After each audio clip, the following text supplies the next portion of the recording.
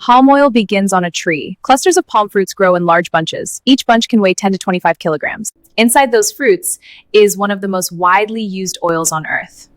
Palm oil. Nigeria was once the largest palm oil producer in the world. Today, countries like Indonesia produce the most globally. Malaysia is also a major producer. But the process still begins the same way.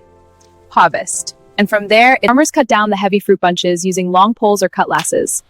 It reveals hundreds of small red fruits. Each palm fruit contains oil-rich pulp, but the oil does not come out easily. First, the red palm fruits are separated from the bunch. Then they are boiled in large drums. Why? Heat softens the fruit and makes the oil easy to extract. After boiling, the fruits are pounded. Red palm fruits are traditionally pounded in large wooden mortars.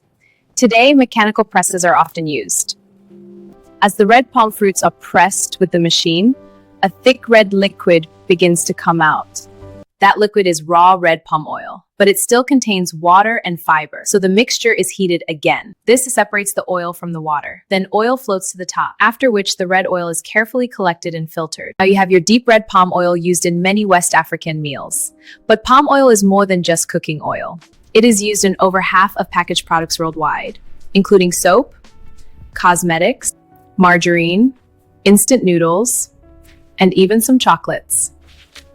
Economically, the palm oil industry supports millions of farmers, traders, and processors across Africa. Nutritionally, unrefined palm oil is rich in vitamin A and vitamin E. These nutrients help support vision, skin health, and immunity. And its deep red color has natural compounds called carotenoids and belongs to the same family of nutrients found in carrots. But here's something surprising. Palm oil trees can produce fruit for over 25 years, making them one of the most productive oil crops on earth. So from red fruit to boiling to pressing, to red oil, and that is how palm oil is made. Follow this channel for more discoveries of everyday food and product making.